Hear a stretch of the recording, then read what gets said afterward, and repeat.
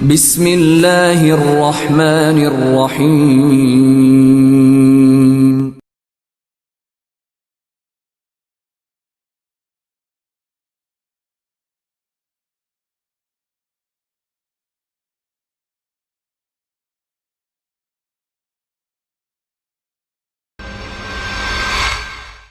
A'udzu billahi minasyaitonir rajim. Bismillahirrahmanirrahim.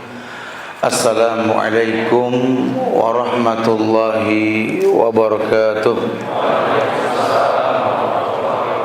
Alhamdulillah hamdan katsiran thayyiban mubarakan fih kama yuhibbu rabbuna wa yarda. Asyhadu an la ilaha illallah wahdahu la syarika lah wa ashhadu anna Muhammadan abduhu wa rasuluh.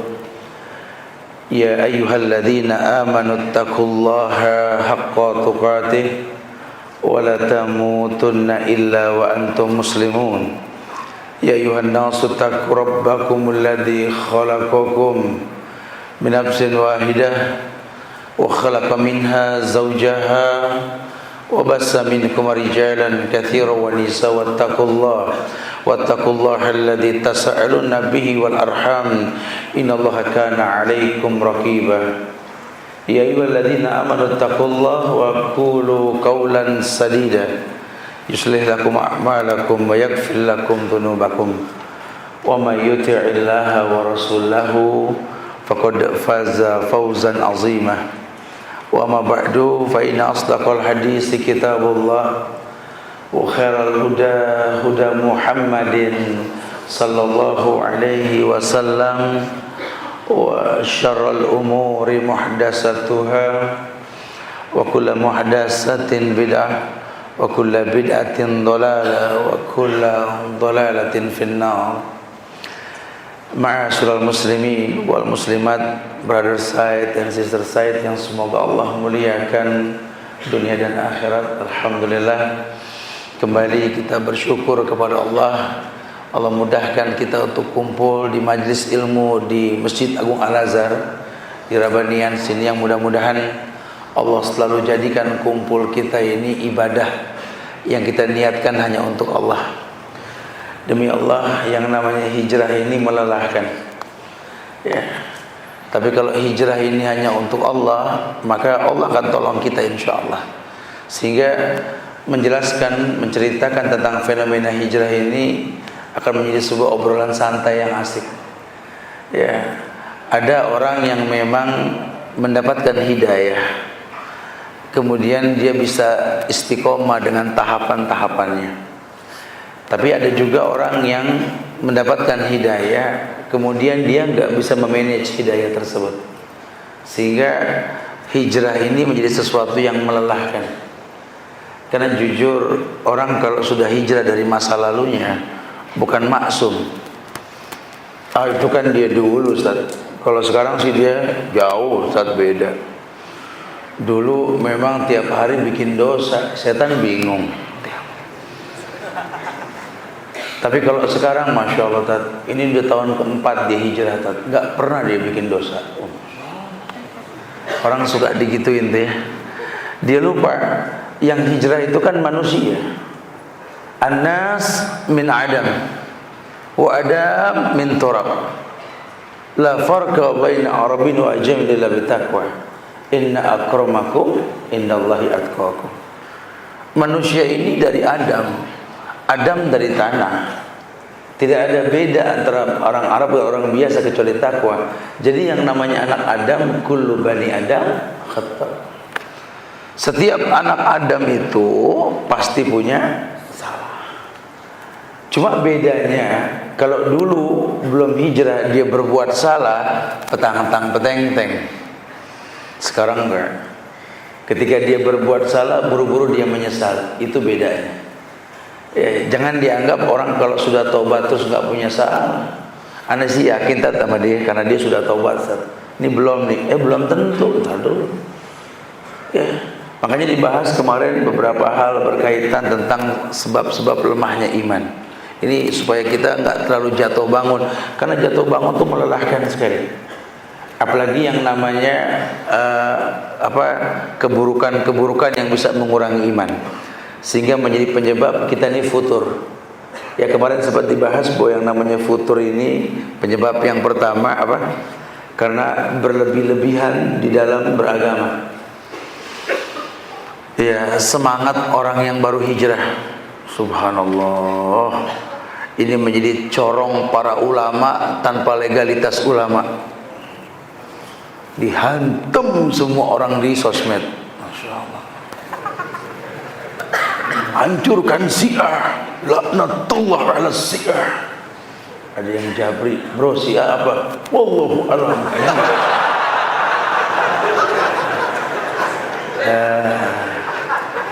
Ntar diajak mut'ah, Syiah bagus, begitu katanya.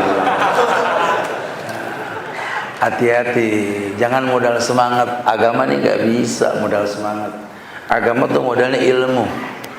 Ilmu itu failnya ulama, milik ulama. Makanya kalau orang baru hijrah, jangan jauh dari ulama. Ini baru hijrah dijadiin ulama, susah. Kesian, beban. Antum belajar sejarah, para sahabat juga hijrah, betul? Jatuh bangun mereka. Oh, Masya Allah.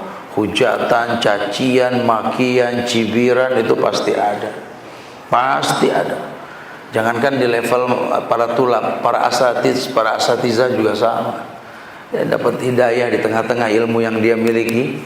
Karena jujur ya, yang namanya sunnah ini magnet yang betul-betul menyedot orang-orang yang tahu bahwa kewajiban itu merupakan hukum asal, dia dicipta untuk itu. Wa ma khalaqtul jinna wal insa illa liya'budun. Tidaklah Allah ciptakan jin dan manusia kecuali untuk beribadah. Orang yang sudah tahu ibadah merupakan tugas utama dalam hidup, sepertinya dia akan tertarik menghiasi ibadah tersebut. Karena dia tahu dengan sholat yang dia lakukan 5 waktu ini, dia merasakan mudah minta tolong sama Allah. Maka dia hiasi ini sholat sebagai alat bantu dia untuk minta dengan yang sunnah. Dan dia berilmu tentang yang dia lakukan. Dia sholat berjamaah. Kita lihat qobliyahnya dikerjain, ba'diyahnya juga, oh Masya Allah. Tapi ada juga orang yang rajin sholat tapi nggak melakukan itu. Siang-siang ketemu dia keluar dari masjid. Dari mana bro? Sholat. Cepet amat, yang lain belum beres, lelet udah.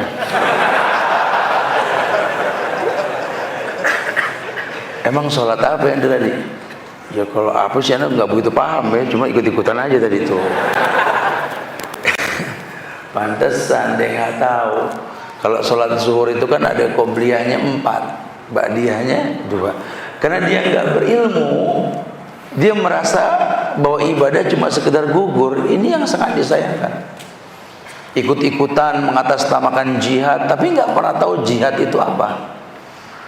Kan bahaya sekali. Tapi dia berlebih-lebihan. Nanti ketika sudah sampai masa di mana iman itu sometimes turun, lelah dia. Yang kedua, kemarin dibahas bahwa berlebihan dalam melakukan hal yang mubah. Terlalu berlebihan dalam melakukan hal yang mubah. Ya, al halal bayyin wal haram bayyin wa umur bainahuma mustabihat. Islam itu kan sempurna banget. Halal dijelaskan, haram dijelaskan. Antara halal dan haram ada syubhat. Nah, kalau yang namanya mubah ini ya sesuatu yang memang boleh-boleh saja. Tapi kalaupun tidak dilakukan tidak mengapa, dilakukannya lebih baik. Mubah tergantung niat. Kalau niatnya karena Allah, mubah jadi pahala.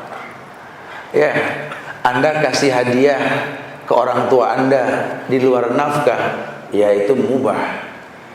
Niatnya menyenangkan hati dia, pahala. Ya, betul-betul memang yang namanya mubah ini kembali pada hati. Tapi kalau orang baru hijrah, kadang yang mubah itu lebih dari yang namanya wajib.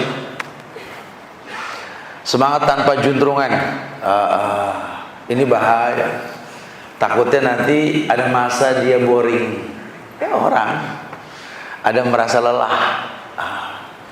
ada kepanitiaan tertentu berkaitan dengan kajian-kajian sunnah, baru hijrah, paling depan dia, masya Allah.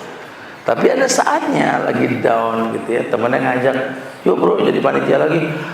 Duh enggak deh, lama-lama boring juga ya.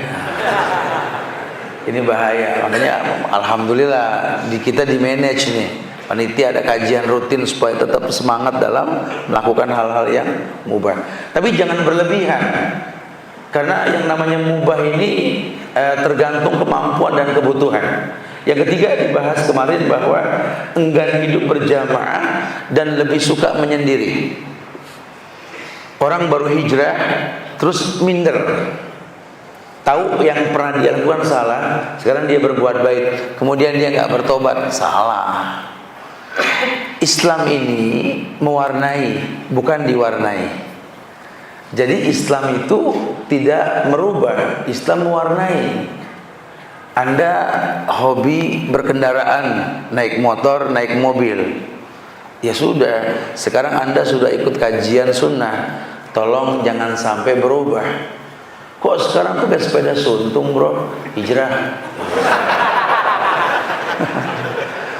Ya jangan, ya tetap dengan style Anda.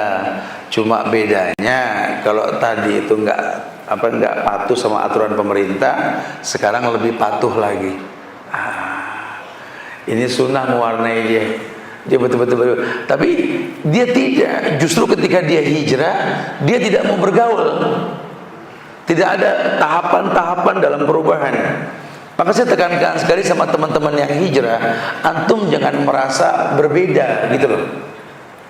Belajar sejarah bahwa dulu pernah ada sahabat-sahabat Nabi yang hijrah. Lihat ujian orang hijrah tuh, lihat. Jangan dunia ini membuat kita lupa. Wamal hayatud dunya illa mata'ul gurur. Ini kehidupan dunia ini kenikmatan yang menipu semua. Taruh kamu tertarik sama dunia, dunia di tanganmu. Apa yang sering dibilang? Mayit orang Islam kain kafannya nggak ada kantong, inget-inget tuh. Apalagi mayit pakai pocong sama tas lempang, lebih nggak ada lagi begitu. Jadi kalau memang mayit itu nggak bawa bekal, kecuali memang 3 bekal yang dia bawa, amal sedekahnya waktu hidup, ilmu yang bermanfaat, ya, dan anak ini anak yang soleh doanya nanti ya, itu betul-betul memang itu yang kita bawa. Ya, bukan physically benda, bukan. Tolong jangan lupa. Dan yang terakhir kemarin penyebabnya itu minimnya ketaatan. Kita orang yang betul-betul minim dalam ketaatan. Maksudnya apa, Ustaz? Ya ini ketaatan yang dilakukan ini sangat minim. Kenapa dia minim dalam ketaatan? Karena dia tidak berilmu pada setiap ibadah yang dia lakukan. Dia tidak berilmu. Ibadah cuma sekedar gugur kewajiban. Dulu waktu baru taubat, tahajud, Ustaz. Oh, Masya Allah. Hampir tiap malam rumahnya terang. Tapi subuh gelap, Ustaz. Tahajud rutin subuh bareng Kang Roti 6:30, gimana nih? Itu udah semangat, nggak ada juntrungan kalau begitu ya. Ini tolong pakai tahapan. Jatuh cinta sama yang wajib, hiasi dengan yang sunnah. Bukan mencintai yang sunnah, menelantarkan yang wajib. Ini 4 hal tadi itu penyebab futur. Futur itu akhirnya berhenti. Yang biasa terus-menerus berhenti karena capek, lelah. Lawang dia tercipta bukan untuk yang sunnah, dia tercipta untuk yang wajib. Biarlah sunnah ini menjadi sebuah perhiasan yang menjadi penyebab Allah cinta sama dia. Wallahi akhi fillah, orang yang jatuh bangun dalam hijrah itu lelah, di mana dia butuh orang-orang yang berilmu untuk mengabarkan kepadanya bahwa yang dia butuhkan itu Allah, bukan manusia. Ya. Dalam hijrah ini kita jangan suka nyandar sama manusia. Umpama bersandar pada sebuah dinding, kalau dinding runtuh, Anda pun runtuh. Umpama bersandar pada sebuah tiang kokoh, ditampak oleh mata kokoh, Anda bersandar pada tiang, ketika tiang runtuh, Anda pun runtuh. Anda bersandar sama orang kaya yang bikin Anda hijrah. Dia ada masanya. Mungkin dia akan meninggal nanti. Anaknya belum tentu semurah tangan seperti dia. Anda bersandar kepada seorang jenderal, meminta perlindungan. Emang jenderal forever? Batman forever? Itu pun hayalan, betul? Nggak ada yang forever di atas dunia. Ada masanya orang lengser. Kebayang nggak kalau kita nyender sama makhluk? Tapi giring orang yang hijrah ini untuk tahu bahwa penyebab kau diberikan kebaikan oleh Allah karena ada kebaikan yang pernah kau lakukan. Hal tunsaruna wa turzakuna bidu'afaikum, itu kata Rasul. Kamu ini jadi baik karena doa orang lemah di antara kalian. Minta sama orang-orang yang soleh tapi lemah untuk mendoakan Anda. Orang baru hijrah bukan diajak keliling. Baiklah jamaah sekalian, kita akan panggilkan bintang tamu kita, mantan copet, gitu. Subhanallah. Ini kan bahaya sekali ya. Coba kalau copet saja bisa tobat, kenapa Anda tidak? Begitu kan bahasanya. Silakan copet, gitu ya. Masya Allah. Ada ngaco, dah ngomong semuanya. Dulu waktu sebelum saya jadi copet handal, saya sempat berguru dan suruh wirid wa ja'alna min baini aydihim saddan fa agsaynahum fahum la yubsirun. Yang hafal ayat, waduh kacau ngaco nih gitu. Kenapa? Karena memang nggak betul. Bukan itu. Bukan itu. Kalau mungkin orang pernah tersesat, dia punya dasar ilmu, dia akan pegang ilmu yang pernah dia tinggalkan. Tapi kalau orang awam, bukan digitukan, bukan. Rangkul. Tahu kan cerita tentang ghanimah zaman Rasul, harta rampasan yang dibagikan sama Rasul yang paling besar itu orang yang baru hijrah. Sampai sahabat ngomel, ya Rasulullah, kami Ansor menantimu di Madinah. Ya Rasulullah, kami muhajiri yang berhijrah bersamamu. Tapi kau berikan bantuan sama orang-orang kaya yang baru hijrah. Masya Allah. Apa kata Rasul?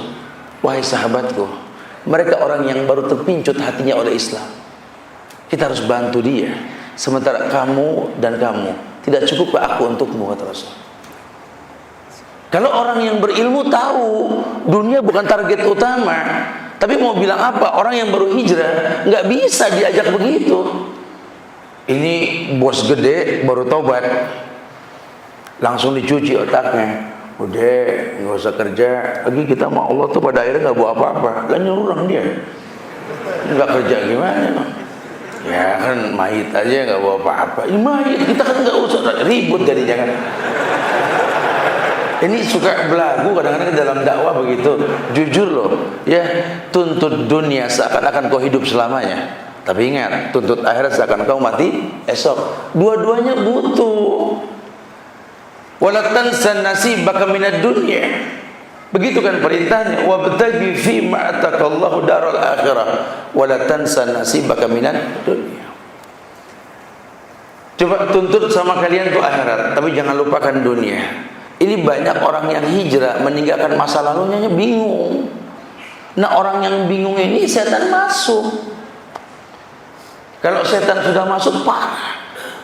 Jujur ya, perekonomian kalau lagi down itu yang dibutuhkan tuh penguat akidah.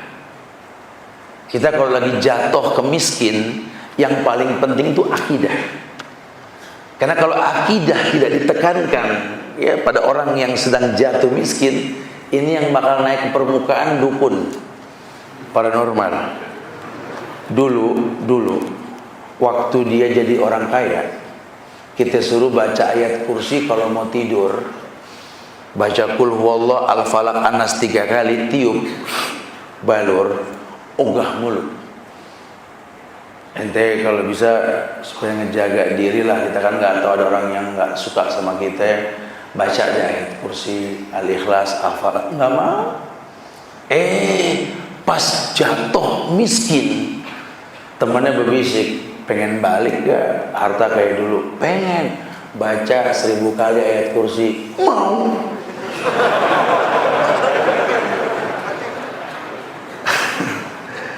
Tuh manusia kalau lagi jatuh, oh Masya Allah, Apa itu udah dianggap penolong buat dia. Apa yang kita bahas kemarin?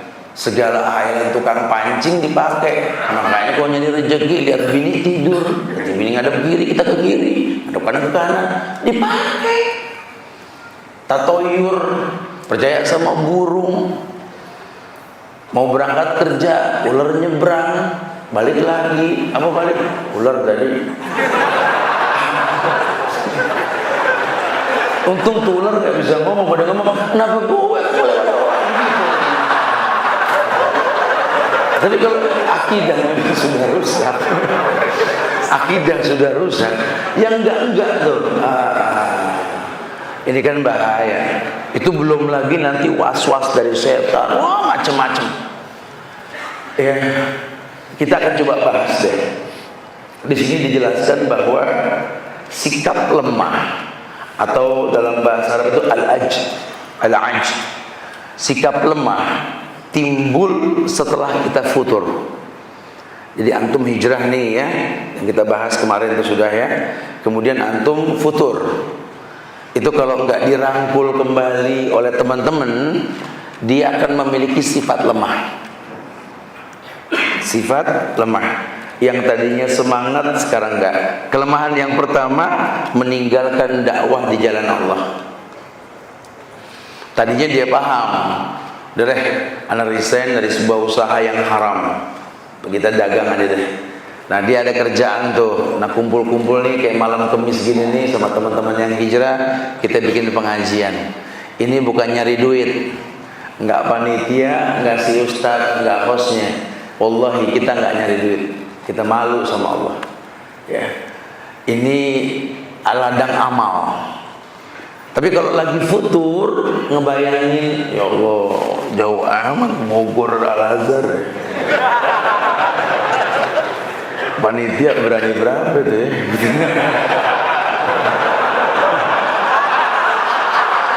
Tuh kalau orang lagi kayak ini kasih bocoran nih ya.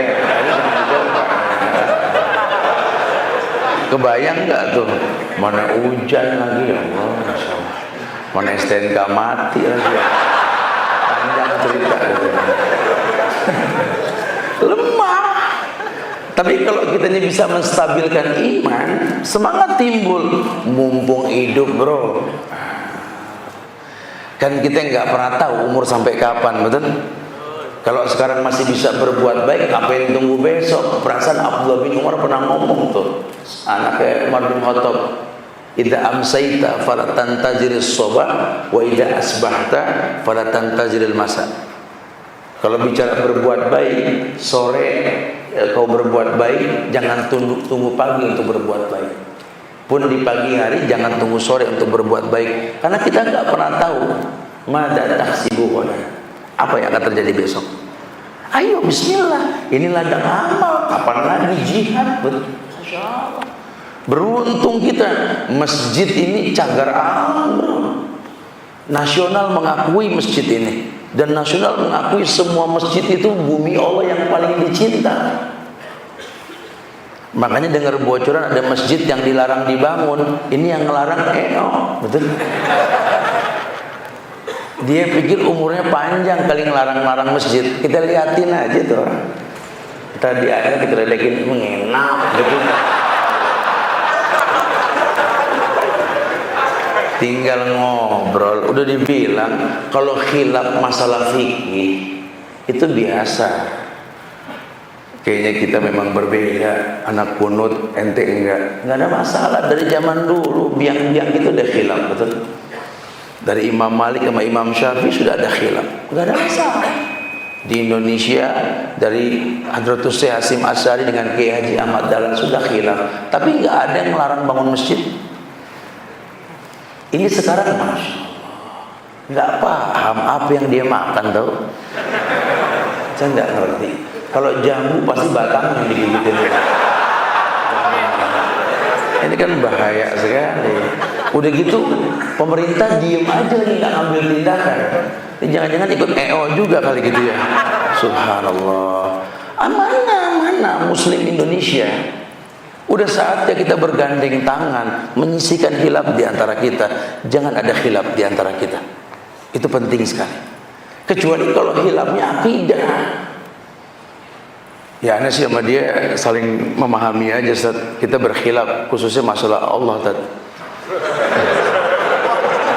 Kalau ana berkeyakinan Allah satu, dia dua, jangan berteman kalau begitu. Kacau ini. Ini Allahnya satu, cuma masalah hilaf fikih kok jadi masalah. Kan bahaya sekali. Mana semangatmu mana gitu loh. Nah, orang yang terkena efek dari futur itu lemah, dia akan meninggalkan dakwah ke jalan Allah. Masa doa 3.000 orang di Al-Azhar nggak diterima oleh Allah? Yuk kita doain yuk kawan-kawan kita yang di beberapa tempat ini yang lagi diuji oleh segelintir orang-orang yang tidak mengerti pentingnya masjid untuk orang Islam. Mudah-mudahan Allah mudahkan pembangunan masjid tersebut insyaallah. Dan betul-betul kita dijadikan orang-orang yang terdakwahi sunnah dan lembut, bisa bersosialisasi. Itu penting sekali. Kita doakan pemimpin kita, presiden kita merespon. Jangan repot sama yang enggak, itu lebih penting.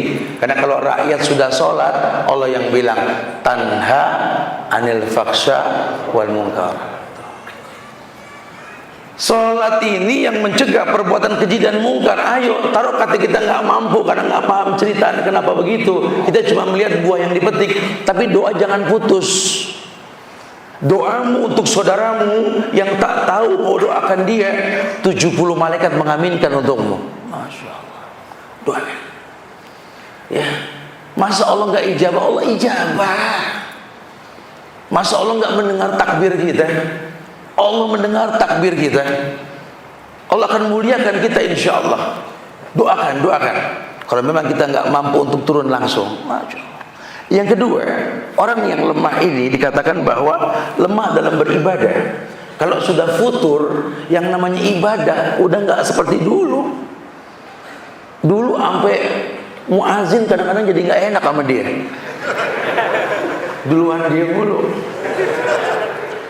Sekarang sampai muazin nanya, yang biasa kemari mana? Ini kan lemah. Ya.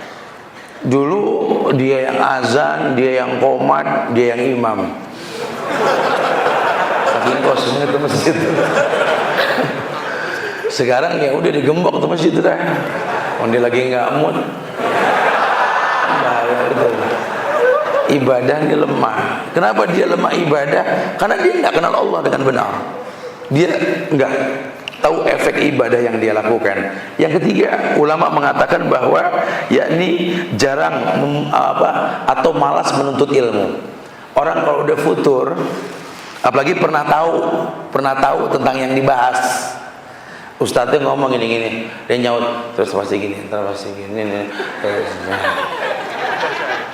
Itu kayaknya udah di mulut dia. Kadang-kadang ngikutin ustadz. Kalau bin adolala wakudah. Bagus dia nggak bosan sama Al-Fatihah, betul nggak? Kalau bosan bahaya. Giliran imam Allahu Akbar, Bismillah, Alhamdulillahirabbil alamin. Di belakang, ya kayak kemarin. Belum sampai level itu, belum. Lah kalau bosan sama Al-Fatihah rusak dong urusannya. Waduh, bahaya ya. Jangan sampai futur deh, lemah dalam permasalahan ibadah. Kenapa? Karena malas menuntut ilmu. Kemudian yang keempat, lemah dalam melaksanakan amar ma'ruf nahil mungkar. Ya. Kepeduliannya sama sekali nggak timbul. Tadi yang saya sampaikan, kalau badan nggak sampai, suara pun nggak didengar, doa jangan sampai ditinggalkan. Kita punya power orang Islam, ad-du'a silahul mu'min. Doa itu senjata orang beriman. Karena yang merubah bukan gerakan, bukan suara, bukan doa, Allah. Yang perlu kita jaga hati guru-guru kita, supaya dia tetap ikhlas dalam ucapan, gerakan maupun doanya. Ini banyak tingkah laku kita ini membuat orang tidak ikhlas. Akhirnya banyak yang terzolimi. Kita mendakwakan satu kampung, tolong di kampung tersebut ada ulama versi mereka. Jangan datang ke kampung main hantem aja. Kalau perlu pepet aja tuh ulama geser. Ente Belanda emang. Menjajah main geser aja Republik, nggak bisa dong. Ada aturan mainnya. Ini wilayah yang dituakan ada di situ. Mungkin adat yang diterapkan, tapi kan kita bicara ilmiah. Adat diakui dalam Islam, tapi kalau ada Quran dan Sunnah sebagai dalil, adat ngalah. Cuma ngalahnya butuh proses. Ya, saya pernah ceritakan tentang malam Jumat, orang ngaji malam Jumat, betul? Ini main disalahin aja, bid'ah, ntar dulu. Jumat itu Sayyidul Ayyam, malam Jumat malam mulia kata Rasul. Silaturahmi kumpul bagus, baca Quran, salahnya di mana? Nyaris tidak ada salah. Cuma dalam masalah fikih menentukan bacaan yang dirutinkan itu bid'ah, betul? Itu doang masalahnya. Yang lainnya udah betul. Tad, antum di mana, Tad? Tad dulu, ente siapa main di mana? Di mana? Kadang suka begitu tuh, main. Halo, Waalaikumsalam. Di mana, Tad? Siapa main di mana? Mau nangkep ente. Ustaz, ke kampung mana, Ustaz? Ngapain? Ya, di sini ada yang malam Jumatan pada ngaji, Tad. Bubarin, Tad, bubarin, Ustaz. Dia demen kita datang nggak balik lagi. Pulang ngajar bang kempes ya, lah kempes lagi bulan belakang. Apa yang salah apa? Ya, antum lihat aja pada kumpul, pada kumpul ngaji, salahnya di mana? Ente ngumpul gosip, dia ngaji, salahnya di mana? Tapi kan ini, tapi kan itu. Jangan kalau belum paham jangan. Mana lihat cakep betul. Datang ahlan, apa khabar, cipika-cipiki, masya Allah. Siapa pisang sesisir, betul? Teh, kopi, ente mana pisang? Ada pisang nggak di sini? Kopi enggak. Kering ente bro.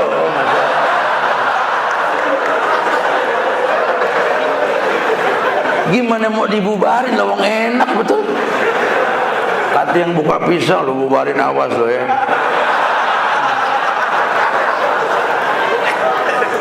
Ntar dulu. Semua ada uslub, ada caranya. Nah, ini yang kadang-kadang kita nggak paham gitu loh. Makanya hati-hati nih. Ya, sifat lemah dalam berdakwah itu kadang-kadang membuat kita lupa ada kaifiat dalam berdakwah. Ya, akidah dulu dikuatkan, buat hubungan. Lawang Nabi belum dakwain Yahudi, Nabi gadain baju perangnya sama Yahudi. Ada obrolan, bikin obrolan gitu loh. Orang nyaman, merasa kita bagian dari kehidupan dia, udah kedepannya gampang. Ya, ini dakwah jatuh bangun, jujur, lelah. Cuma kalau kita ngelihat orang yang berhijrah jatuh bangun dan dia lelah, tolong jangan sampai dihujat, dicaci. Saya sampaikan di yang lampau bahwa kalau orang yang sedang jatuh itu harus dirangkul. Karena kadang-kadang kita nggak paham. Ada efek di sini di buku yang kita bahas ini dijelaskan bahwa terdapat beberapa sebab yang menyebabkan seorang itu lemah setelah futur. Kita bahas ya. Penyebab lemah yang pertama, ini kata ulama nih, mungkin masuk buat kita nih. Kita jadi lemah, jadi males dalam berdakwah. Penyebab yang pertama, kata ulama, yakni tawadu yang dibuat-buat. Tawadu tahu? Merendah, low profile, tapi yang dibuat-buat. Dulu waktu belum hijrah, kalau ngomong tegas, Assalamualaikum, Wassalam. Gimana tuh? Entar seger gitu ngomongnya. Pas udah hijrah, Assalamualaikum.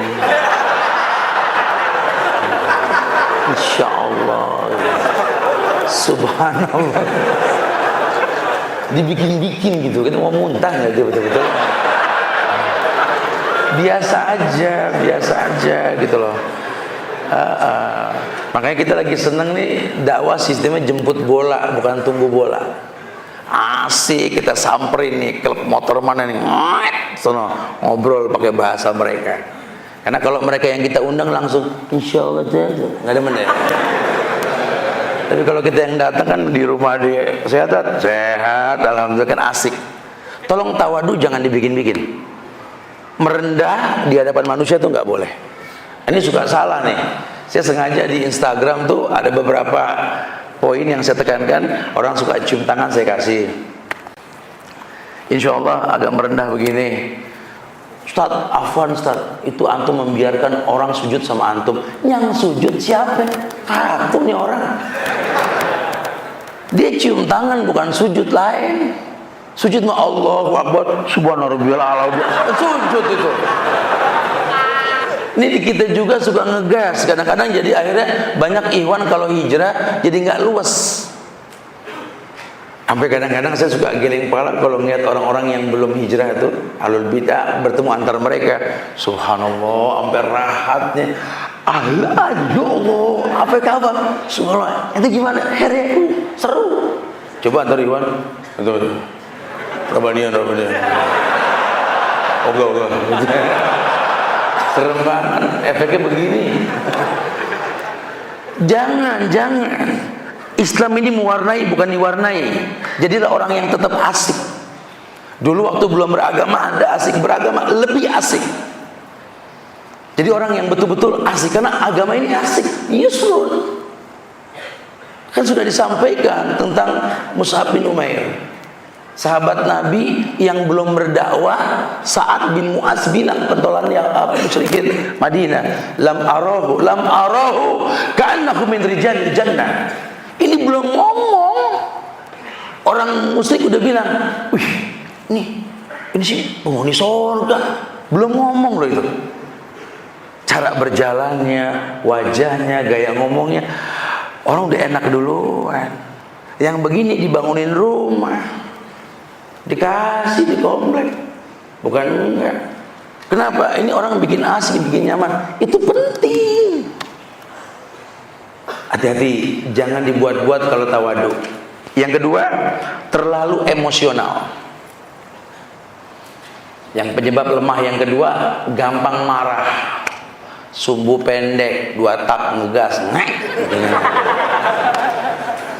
Trek panjang capek, panas. Aduh, Masya Allah. Konsistensi dalam emosional, kritik agamamu. Orang sholat udah rajin masih emosian, ada yang salah. Wudunya nggak bener. Atau mungkin sholat rajin 5 waktu di masjid, cuma pulang sholat berantem sama bapak. Saya pernah ceritakan waktu itu. Ini anak pakai pakaian koko, sarung, songkok, rapi, sini sorban, pulang rumah habis sholat asar berantem sama bapaknya. Ya Allah Pak, salah apa saya Pak? Salah apa Pak? Enggak, lo nggak salah. Sarung kok dipakai. Itu masalah itu. Kita nggak merhatiin tuh. Rajin sholat, tapi ada keburukan yang kita buat. Maksudnya betul, cuma ada yang salah. Ini kayak begini nih jangan diremehin, ya. Ente datang nih kerabanian, pengen ngaji, motor abang dipakai, betul? Pulang ribut, dia nggak jadi ngojek, betul ya? Lu dapat ilmu, benar dong hepeng, gitu ya. Pakai motornya. Jangan begitu ya. Bilang panitia ngadain bis nanti buat kemari. Oh,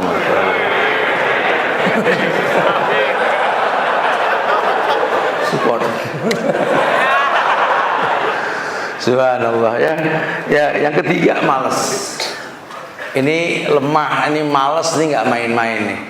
Yang membuat kita lemah tuh malas. Makanya kita selalu berdoa, Allahumma inni a'udzubika minal ajzi wal kasali wa a'udzubika minal jubni wal bukhli wa a'udzubika min ghalabati dain wa qahri rijal.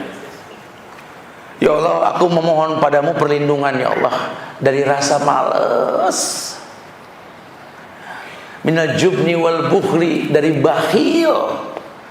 Min ghalabati dain wa qahri rijal, dari yang namanya utang. Karena utang ini kadang-kadang penyakit. Kalau udah kebiasaan terus, sampai yang tadinya malu-malu diam-diam lama-lama terang-terangan. Ada seorang ibu dandan nggak beres-beres pakai bedak. Mau kemana mak? Mau ngutang. Ngutang dandan. Masya Allah. Udah terang-terangan. Jangan ya. Yang keempat, bosan dan jenuh. Kita monoton. Kita ngaji itu aja bosan. Perlu ada hal-hal yang baru. Harus dibikin asik supaya kita nggak bosen ya. Karena mungkin hidayah datang itu langsung atau mungkin tertunda. Tapi yang pasti buat suasana yang tidak boring. Tidak bosan. Kenapa di Rabanian nggak diperintahkan pakai seragam? Emang kuliah, emang sekolah. Ya tujuannya supaya beragam. Kalau bajunya itu aja bosan. Tapi kalau beragam, lihat penyampaiannya juga sama-sama, bahasannya juga ada tahapan. Tujuannya apa? Supaya nggak bosan. Karena kalau bosan timbulnya males, lemah. Imamnya itu aja. Al-Azhar kan masuk di gonta-ganti. Ya kalau imamnya itu aja bosan gitu. Masjidil Haram begitu, karena imamnya berganti, nggak ada bosannya. Ya, jadi mengusahakan untuk supaya nggak timbul kebosanan. Ini proses nih semuanya. Kemudian tidak sabar, putus asa. Orang kalau udah bahasa nggak sabar berarti iman kurang. Karena yang sabar cuma orang beriman. Ya ayyuhalladzina amanu isbiru. Stabilkan iman. Yang tahu iman turun kita stabilkan iman kita. Kalau iman ini nggak stabil, tidak sabar, gampang putus asa, tai'as, la tai'asu min rahmatillah. Jangan gampang putus asa. Makanya iman itu ada 40 cabang. Dikatakan di antara yang paling tingginya adalah ketika kita memberikan susu kepada seekor anak kambing. Maksudnya apa, Ustaz? Ya kan kambing nyusu, ya. Kalau dia nggak ada biangnya, kita kasih susu sampai dia besar, sampai dia memproduksi susu. Jadi nggak tanggung-tanggung ya. Kita kalau mau bicara ibadah, apa tadi 40 ibadah, yang paling tinggi salah satunya itu, bukan iman. Yang paling tinggi adalah itu.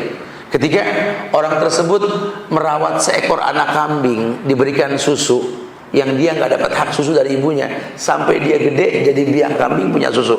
Ibadah begitu. Jangan bosan sebelum merasakan efek ibadah. Nah, teman yang hijrah, jangan antum kenalin masjid, kajian lepas, jangan. Rangkul sampai dia tahu betapa hijrah itu nikmat. Bertemu dengan teman-teman yang baik itu nikmat, belajar bareng itu nikmat.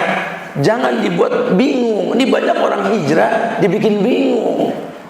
Bukan dirangkul untuk kekajian, diajak dialog, lemah lembut, pahami kekurangan teman. Kenapa? Bahwa manusia yang baik itu paling bermanfaat buat manusia lainnya. Ini tidak, di-up. Orang kalau sudah di atas itu takut, karena resikonya jatuh atau turun menyakitkan sekali. Rangkul. Jangan sampai dia putus asa. Timbul takut tidak terbuka. Nah, ketakutan yang berlebihan inilah yang membuat dia tidak terbuka. Ternyata banyak teman-teman kita yang futur dari hijrahnya itu karena rasa takut yang tinggi dan dia tidak terbuka. Oh, Masya Allah. Ketika anak dipuji, ada orang yang duluan hijrah nggak dipuji, suuzon. Malah dikasak kusukin, mentalnya belum siap. Idza marru bihim yatagommazun. Kalau dia jalan dikasak kusukin, diiniin, diituin, astagfirullahaladzim. Resikonya apa? Jatuh bangun bakal dia rasa nanti. Kalau dia sudah futur, kita tanggung jawab. Timbulnya ragu. Kok begini sih ya? Saya digiring hijrah, digiring bener, udah hijrah malah begini. Kayaknya enakan dulu, ngayal. Enakan dulu seru, orangnya asik-asik. Saya susah ditanya dibantu. Sekarang boro-boro ada yang nengokin saya. Pernah gak ada yang main ke rumah saya? Pernah gak gini? Enggak. Kita menjadi orang yang tidak bisa bersahabat dengan orang yang baru hijrah. Ini kan bahaya. Dan sekian banyak efek lainnya.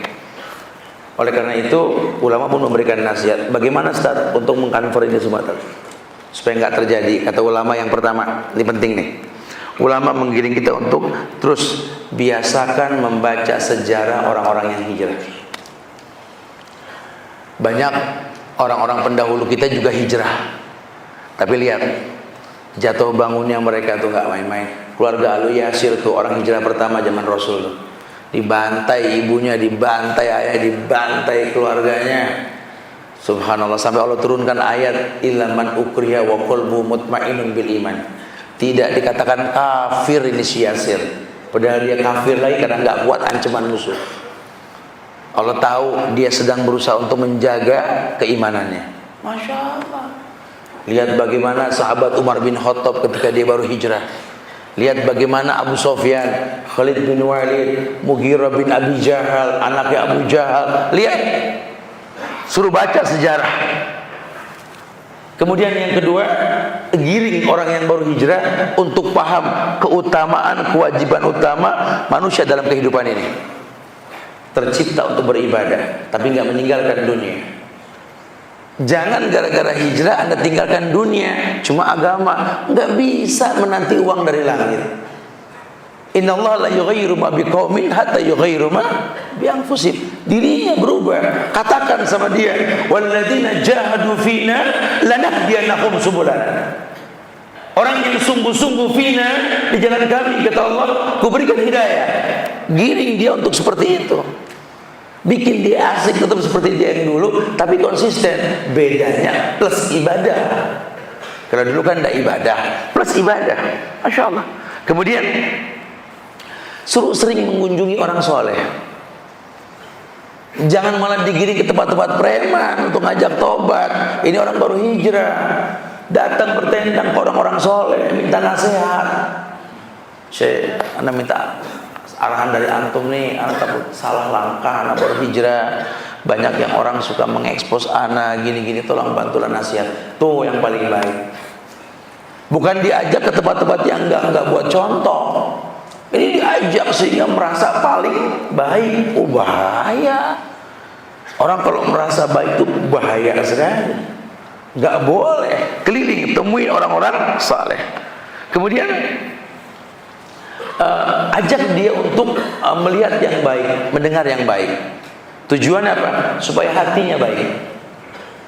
Karena kalau dia ngelihat yang baik, dengar yang baik, hatinya baik, yang keluar baik. Tapi kalau ngelihat buruk, dengar buruk, hatinya buruk, pasti perkataannya buruk. Biasa kan? Ajak dia ke majelis ilmu, datang ke panti asuhan, lihat anak-anak yang terlantar, lihat yang begini-begini, supaya baik hatinya. Karena kalau hatinya sudah baik, semua organ tubuhnya baik. Tapi kalau hatinya nggak baik, tangannya bermaksiat, kakinya bermaksiat.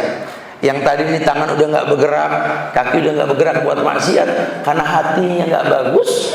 Akhirnya tangannya bergerak lagi buat dosa, kakinya juga buat maksiat. Kita nggak paham, jaga hatinya. Dan yang terakhir ini, suruh dia paham bahwa hidup ini harus mencapai tujuan yang mulia. Tercipta kita untuk beribadah yang berujung kepada surga. Bagaimana caranya? Surga dimasuki bukan orang-orang yang berdosa, orang-orang yang bertobat kepada Allah. Nah kalau sudah seperti itu, Allah akan stabilkan secara bertahap lagi insyaallah. Walaupun jatuh bangun, tapi tetap akan sampai kepada tujuan insyaallah. Wallahu a'lam bishawab. Barakallah. A'udzu billahi minasy syaithanir rajim. Bismillahirrahmanirrahim.